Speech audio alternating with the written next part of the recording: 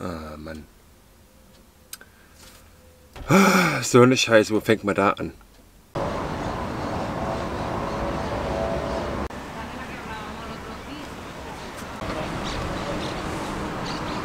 Die Nacht hat jemand Tinas Fahrrad geklaut, vom Fahrradgepäckträger hinten dran. Und ja, hat keine 2 Sekunden gedauert. Wir haben es nur knacken hören auf einmal und sind aufgewacht. Tina hat den Vorhang zur Seite geschoben und gesehen, dass ihr Fahrrad fehlt und dass da gerade jemand mit Deck fährt. Ich bin total perplex, einfach nur aus dem Bus rausgesprintet und versucht demjenigen hinterher, um ihn noch zu bekommen. Aber ja, als er mich gesehen hat, hat er so reingetreten, dass ich keine Chance mehr hatte, hinterher zu kommen. Und jetzt ist das Fahrrad weg. Wir sind jetzt wieder zurück am Stellplatz nach 4 Stunden. Oh, es war ein super anstrengender Scheißtag.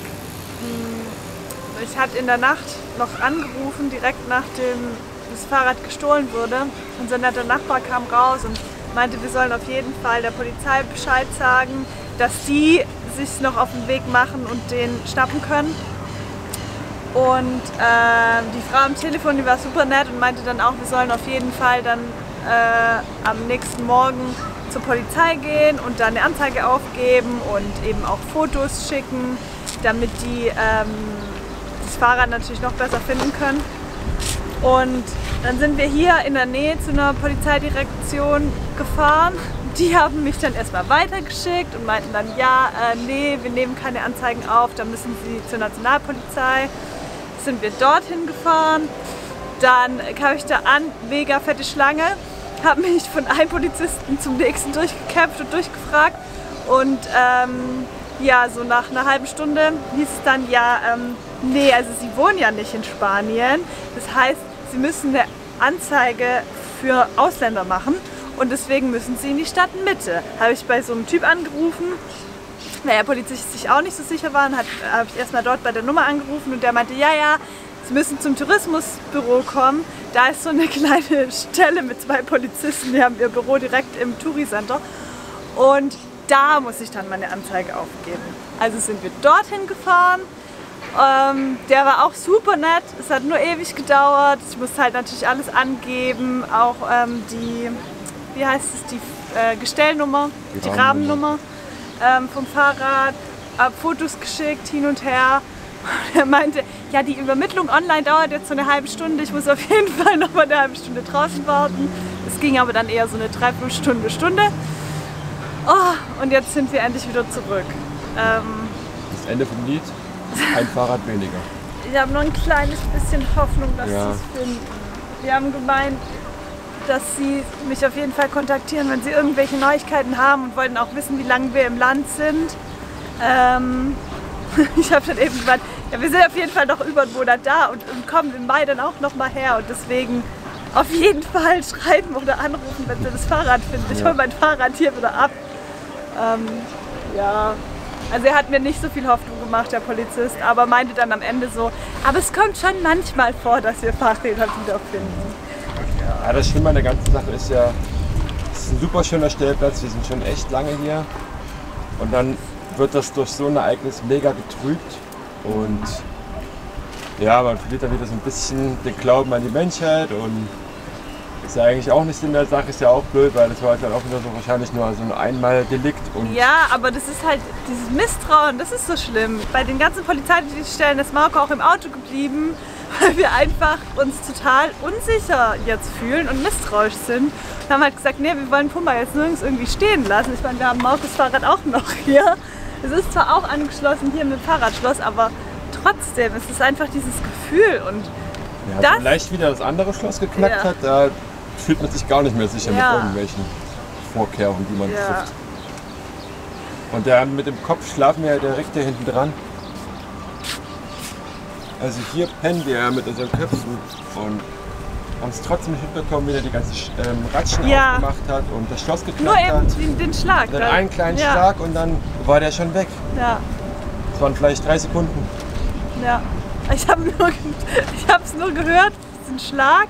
Ich war wach und habe nur den Vorhang zur Seite geschoben und zu Markus gesagt, der hat mein Fahrrad geklaut. Und Markus wie so Stehaufmännchen einfach raus und losgesprintet. Hier ab durch die Palme. Ja, das war nicht ganz so intelligent. Weil diese Palmen, ich zeige euch das mal, die haben nämlich kleine Stacheln dran. Und wenn man dann so dämlich ist und sich an den Palmen versucht abzustützen, während man hier durchspringt, ich hoffe, hier sieht man das. Das sind Stacheln und die haben sich dann überall bei mir in die Haut reingerammt. Ja. Wir sind super niedergeschlagen und ich glaube, wir trinken jetzt heute Abend erstmal noch was da drauf. Marc und Bier, ich Wein. Ja. Und morgen sieht der Tag schon wieder ganz anders aus. Genau.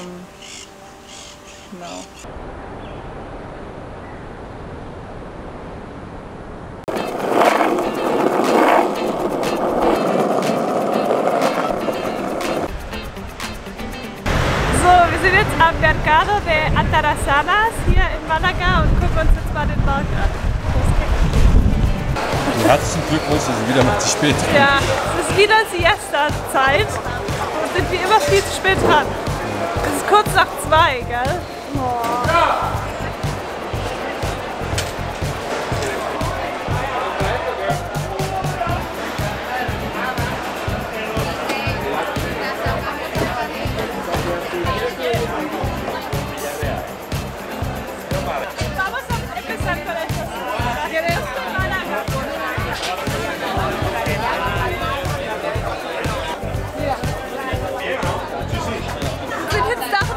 Geworden hier auf dem Markt und probieren jetzt hier mal leckeren. Also ich habe Tintenfisch und Marco kriegt gleich noch.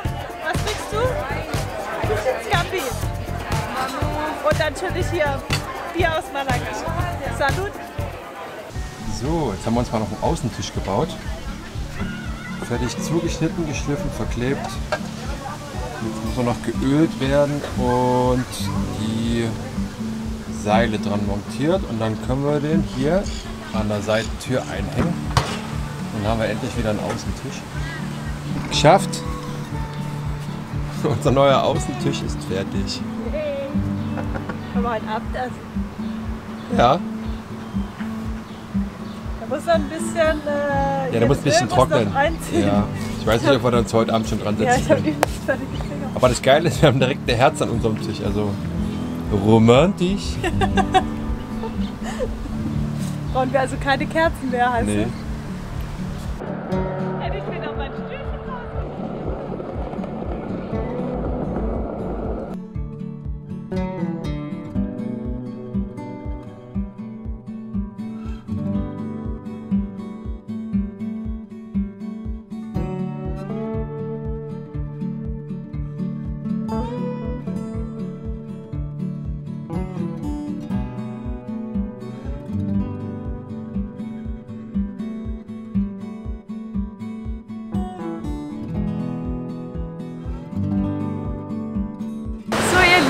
Unser letzter Abend in Malaga ist angebrochen.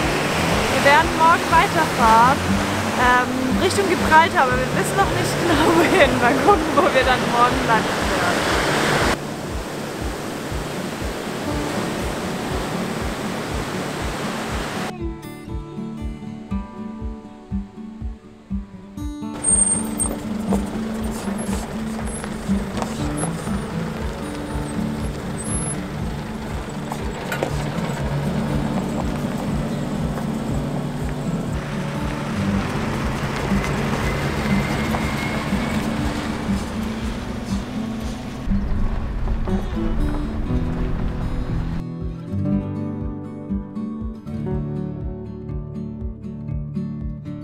Angekommen, direkt am Meer. Wie findest du? Richtig schön. Richtig schön. Und das Coole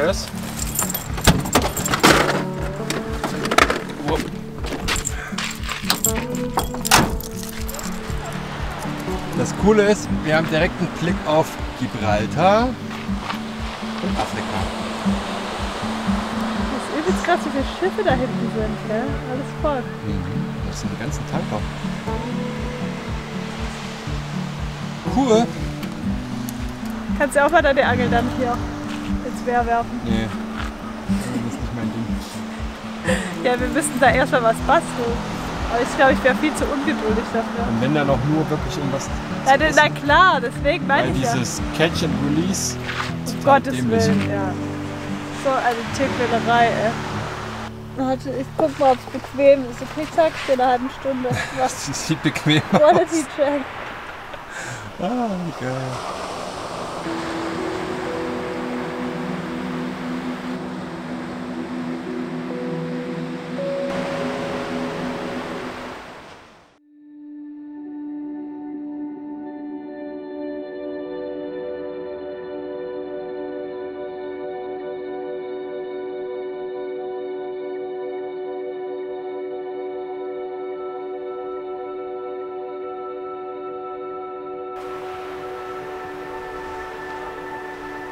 So, ich gehe jetzt erstmal eine Runde Sap fahren.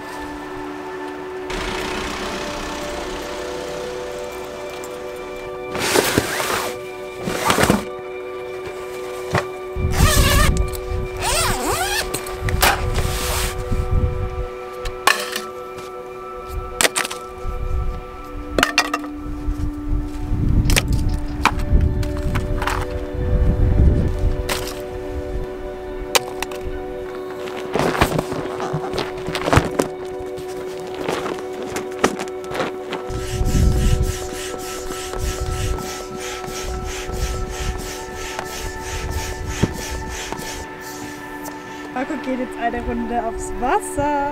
Da ist der Lego. Viel Spaß!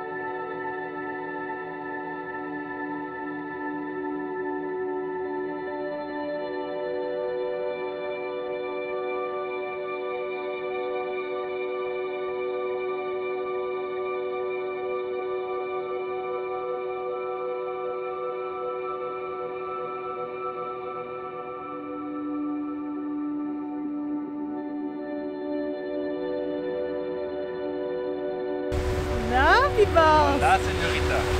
Hola, Cappuccino. War richtig schön. Ja? Ja, ich habe einen Engländer auf See getroffen. Ja, ich hab ziemlich lange gequatscht. Und total ruhig da draußen, ist einfach niemand da und total entspannt.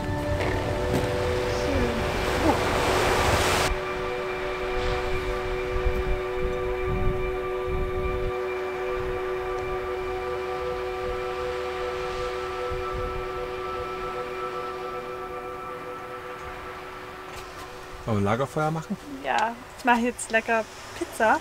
Mach mal schnell einen Pizzateig. Geil. Und vielleicht willst du auf die Suche gehen nach ein bisschen Feuerholz. Mach ich. Ja? Machst du denn das Pizzabrötchen oder wie machen wir das?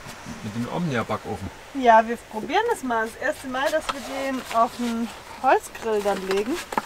Auf ein Feuer. Aufs Feuer meinst du? Offenes Feuer. Ist ja kein Grill. Ich weiß nicht.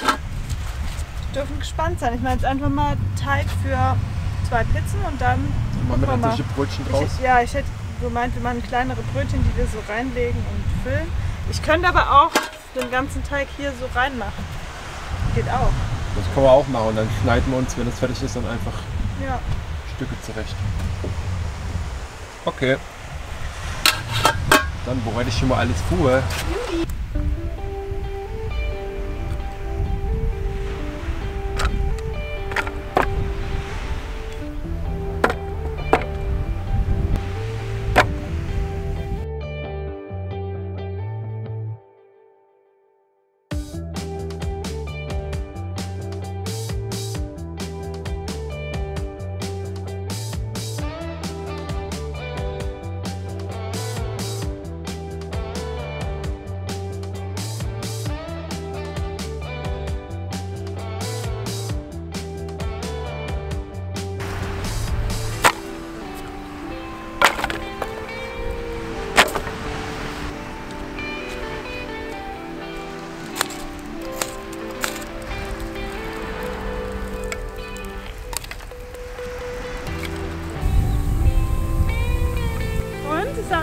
vorbereitet. Ja, ich warte noch auf den Pizzateig. Sieht richtig gut aus. Na, der muss noch ein bisschen gehen. Oh, ich hab Hunger. So 5 Minuten noch, dann kann ich ihn reinmachen.